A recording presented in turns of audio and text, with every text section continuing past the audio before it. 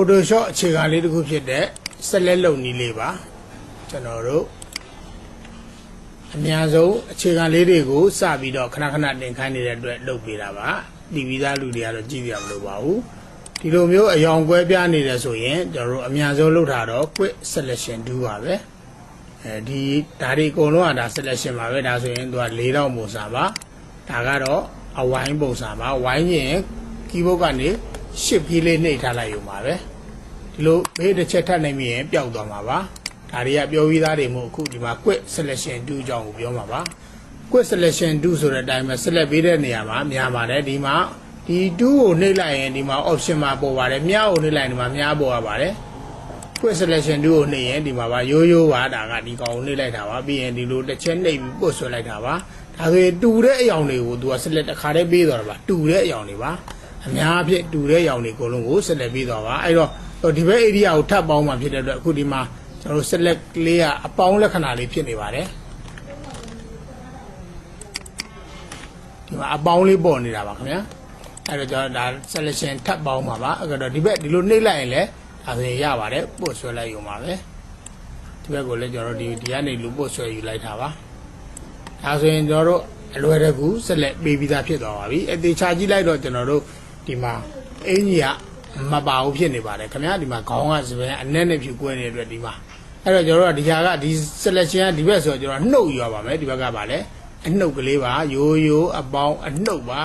အဲ့ဒီဟာလေးကိုနှုတ်မယ်ဆိုပြီးတော့လူလေးပို့ပြလိုက်ရတာပါကိုနှုတ်မဲ့လောက်လေးဒါလေးဆိုရင်နှုတ်ပြီးသွားပါပြီလူဘက်ကကျင်တော့အပေါင်းပေါ့ကျွန်တော် select ကဒီဘက်ကနေထားတဲ့အတွက်ဒီဟာကိုလူပြန်ကတ်ယူလိုက်တဲ့သဘောပါပြီးရင်ဒီမှာဒီကြားထဲမှာလည်းကျွန်တော်ကြာပါသေးတယ်ခင်ဗျာကြားထဲကျတော့ကျွန်တော် selection ပေါင်းပေးရမှာပါအပေါင်းပါဒီလေးတွေပို့ဆွဲလိုက်ရင်ပြောက်ပါတယ်ဒါဆိုရင်အမြန်ဆုံးကျွန်တော်တို့ဆက်လက်ပေးနည်းဖြစ်သွားပါပြီအခုကျွန်တော်တို့တာမာအဖြစ်တော့လူကိုဆက်လက်ပေးနေတယ်လို့ထင်ရတာပါတကယ်တော့မဟုတ်ပါဘူးအပြင်ကဒီ background ကြီးပါတေချာကြည့်လိုက်ရင်ဒီမှာပါ background မှာမြင်ရပါတယ်အဆက်ဆက်လေးတွေ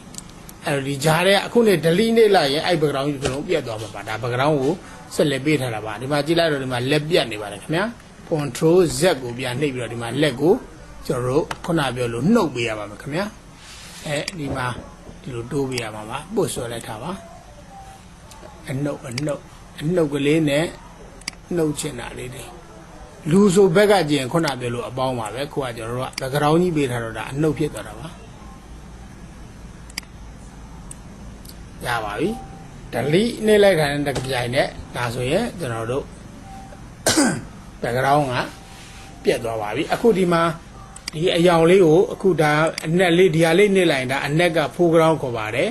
အောက်ကဟာက background ခေါ်ပါတယ်ဒီမြားလေးကိုနှိပ်လိုက်ရင် switch ပါတစ်လှည့်စီပြောင်းတာပါဒါဆိုရင်အဖြူရောင်ဖြစ်သွားပါပြီအမဲရောင်ပါအထက်အောက်လှန်တာပါဒါကမူလပါကျွန်တော်တို့ကအကြောင်းတစ်ခုအကြောင်းဒီလိုနှိပ်ပြီးအနီရောင်တွေပါတယ်ပြောင်းမိထားတယ်ဒါဆိုရင်ဒီအနက်ဖြူလေးနှိပ်လိုက်တာနဲ့မူလတိုင်းပြန်ရမှာပါအခုနောက်ခံ background ကိုအစိမ်းလေးပြောင်းနေတယ်ဆိုရင်ဒီအနက်ပေါ်ကိုနှိပ်လိုက်တာပါ foreground ရောင်ပေါ်ကိုဒီထဲမှာအစိမ်းမပါတဲ့အတွက်ဒီအစိမ်းရှိအောင်တစ်ချက်နှိပ်လိုက်ပါတယ်ပြီးရင်ဒီမှာအနက်တွေပဲရှိပါသေးတယ်အစိမ်းယူလိုက်တယ်ဒီမှာအသစ်ဖြစ်မဲ့အရောင်ပါဒီအနက်ကတော့မူလရှိပြီးသားအရောင်ပါဒီမှာကြည့်လိုက်ရင်ဒီမှာစိမ့်သွားပါပြီအခုဒီ select ဟာခဏခဏပြောနေတဲ့ background select ပါဒါကြောင့် background ကိုအစိမ်းပြောင်းခြင်းရင်ဒီမှာအစိမ်းရွေးထားပါတယ်အပေါ်ရောင် foreground ရှေ့အရောင်ပါ order key နဲ့ basket ကိုနှိပ်လိုက်ရင်အစိမ်းပြောင်းပြီးသားဖြစ်သွားပါခင်ဗျာ control D နဲ့ select ဖြောက်လိုက်လို့ရပါတယ်ဒါမှမဟုတ်ရင်ကျွန်တော်တို့ဒီ color ကိုအမျိုးမျိုး change ကြည့်မယ်ဆိုရင်တော့ control key နဲ့ U နဲ့ကိုနှိပ်လိုက်တာပါ control U ပါခင်ဗျာပြီးရင်ဒီ select လေးတွေကိုဒီလိုလေးကစားကြည့်လိုက်တာနဲ့တပြိုင်နက်အယောင်တစ်ခုချင်းပြောင်းသွားပါပြီ background ကိုအလွယ်တကူတရားမိတရားပြောင်းတာပါပြောင်းကြည့်ကြပါ Photoshop အခြေခံလေးတွေဖြစ်ပါတယ်ခင်ဗျာအဲ့တော့ပြန်ပြောကြည့်ရင်တော့ကျွန်တော်တို့ဒါတွေက quick selection 2ပါတာမာအဖြစ်ဒီတိုင်းနှိပ်လိုက်ရုံပါပဲ selection ကို area တိုးခြင်းရင်အပေါင်းပါတနည်းအားဖြင့်မသိရကျွန်တော်တို့ keyboard လေးကကျွန်တော်တို့ကအမျိုးမျိုးစမ်းလိုက်တာပေါ့ရှစ် key ကိုနှိပ်လိုက်ပြီးတော့နှိပ်လိုက်ရင်အပေါင်းပါ order key ကိုနှိပ်လိုက်ရင်အနှုတ်ပါ selection ကများသွားလို့နှုတ်ခြင်းရင် order key နဲ့ပဲဒီတကူတည်းသုံးရင်ရပါတယ်အခုလိုအယောင်ကိုထပ်ပြောင်းခြင်းရင် control U ပါကျွန်တော်တို့ control ဒီမှာ select ပေါ်မရှိလို့ပါ control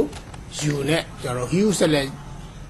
saturation နဲ့ဒီမှာအရောင်ကိုပြောင်းလို့ရပါတယ်စိတ်ကြိုက်အရောင်တွေ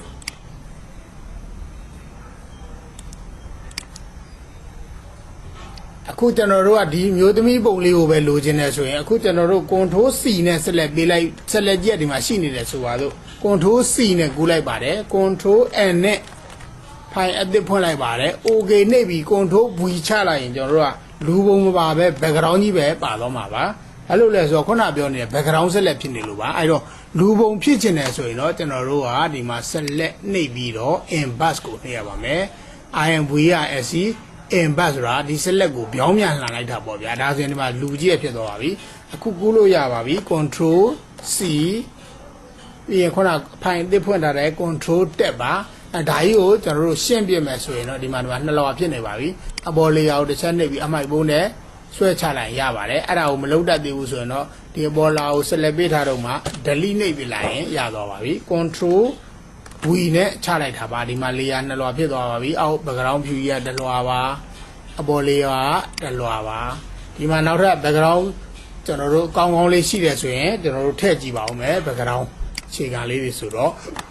file ကိုနှိပ်ပါတယ် open ကိုနှိပ်ပါတယ်ပြီးရကျွန်တော်တို့ background ရှိတဲ့နေရာကိုသွားပါတယ်ကိုက background ထည့်ခြင်းရင် background လေးတွေကိုတိထားပါမယ်ကိုကွန်ပျူတာထဲမှာဘယ်နှသိမ်းထားတယ်ဆိုတာအဲ့ဒါမှအလုပ်လုပ်ရတာဘုံမြန်မှာပါ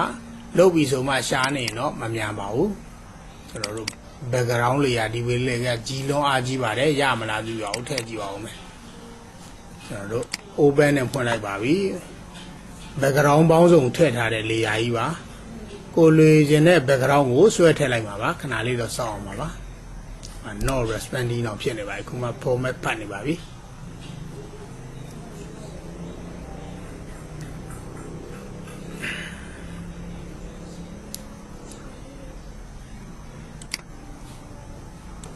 background လေးကပွင့်သွားတဲ့အခါမှာတော့ကျွန်တော်ဒီ background နဲ့ကြိုက်တဲ့တခုကိုကျွန်တော်တို့ဆွဲချပါမယ်အဲ့တော့မျိုးသမီးပုံနဲ့ကျွန်တော်တို့ဖြူမဲဟတ်တော့အောင်လို့ရပါတယ်ဒါတော့ကိုကြိုက်ရတာဆွဲထည့်လိုက်ပါချိုးရှစ်ချက်တာကိုဆွဲထည့်လိုက်ပါမယ်အခု background ကအပေါ်ရောက်နေပါတယ်ဒီမှာအသစ်တက်လာတာကအပေါ်ကပါအဲ့တော့ဒီလူပုံပေါ်တစ်ချက်နှိပ်ပြီးတော့အပေါ်ကိုဒီလိုတွန်းတင်လိုက်တာနဲ့လူကအပေါ်ရောက်သွားမှာပါ background သေးနေတာကိုကြည့်ခြင်းအခု background လေးရပေါ်ကိုတစ်ချက်နှိပ်ပြီးတော့ keyboard ကနေ control T ပါဒါမှမဟုတ်ရင် keyboard ကြောင်းနေရင်ကျွန်တော်တို့ edit ဒီမှာ transform ပါခင်ဗျာ edit transform ဆိုရင်ရပါပြီ transform ကိုကျွန်တော်တို့ကနှိပ်လိုက်ရုံပါပဲကျွန်တော်နောက်ဆက်ကေးနှိပ်လိုက်ရင်ရပါခင်ဗျာပုံကကြီးနေပါတယ်အပေါ်အဲ့တော့ဒါကတော့ကျွန်တော်တို့အချိုးစားမရှိတဲ့အတွက်ကြိုက်တယ်လို့ဆွဲချက်လိုက်ရင်ရပါပြီ enter ခေါက်လိုက်ရင်ဒါဆိုရင်ဒီပုံမှာ background ထည့်ပြီးသားဖြစ်သွားပါပြီခင်ဗျာအဲ့တော့တောတောင်တွေဘာတွေတိမ်တွေ background ကလည်းဒီလိုပါပဲကျွန်တော်တို့ကြိုက်တယ်လို့ထည့်လို့ရပါတယ်အခုဒီမှာလူကအပေါ်ကပါ background ကိုမပါပဲကြည့်ရင် background မျက်စိမိတ်ကြည့်လိုက်ဦးပါပဲလူကိုဖြောက်ကြည့်ခြင်းလူမျက်စိမိတ်ကြည့်လို့လည်းရပါတယ်လေယာလေးတွေအကြောင်းမှာဒီမှာအလွှာ3လွှာပါခင်ဗျာဒီအလွှာတွေကိုပေါင်းကျင်ရင်တော့ကျွန်တော်တို့အလွှာဖြစ်တဲ့အတွက်လေယာပါပေါင်းကျင်ရင်ဒီမှာ march down control E ပါ march down ရဲ့အဓိပ္ပာယ်ကတော့ဒီအပေါ်ကနေအောက်ကိုပေါင်းချပါမယ်တဲ့ visible ကတော့ကျွန်တော်တို့မြင်ရတဲ့မျက်စိဖွင့်ထားတာတွေအကုန်လုံးကိုပေါင်းပါပါတဲ့ flatten image ကတော့ရှိသမျှဟာတွေအကုန်လုံးအကုန်ပေါင်းပြင်ပါပါတဲ့အဲ့တော့ဒီမှာအခု3လွှာရှိတာကို flatten image လုပ်လိုက်ရင်တော့တစ်လွှာတည်းဖြစ်သွားပါပြီပေါင်းလို့ရပါပြီ Photoshop file လေးတွေကိုတာမာအဖြစ်တော့ကျွန်တော်တို့ file စစ်ဆိုပြီးသိမ်းလို့ရပါတယ်ဒါပေမဲ့ကျွန်တော်တို့ Photoshop မသိမ်းမဲ့နဲ့ကျွန်တော်တို့ဒီမှာ JPEG ကိုသိမ်းခြင်းအဖြစ်ကျွန်တော်တို့ကွန်ပျူတာမှာနေရာစားတက်တာပါတယ် JPEG နဲ့သိရင်ပုံကို JPEG file နဲ့ဆိုရင်လည်းသူများပြင်ဖို့ရမလို့တော့ပါဘူး Photoshop file နဲ့ဆိုရင်သူများပြင်လို့ရပါတယ်အဲ့ဒီလိုလုပ်ပြီးတော့စစ်ကိုနှိပ်လိုက်ရင်သိမ်းပြီးသားဖြစ်သွားပါပြီPhotoshop အခြေခံဆက်လက်ပေးနည်း background ထည့်နည်းလေးတွေပါခင်ဗျာ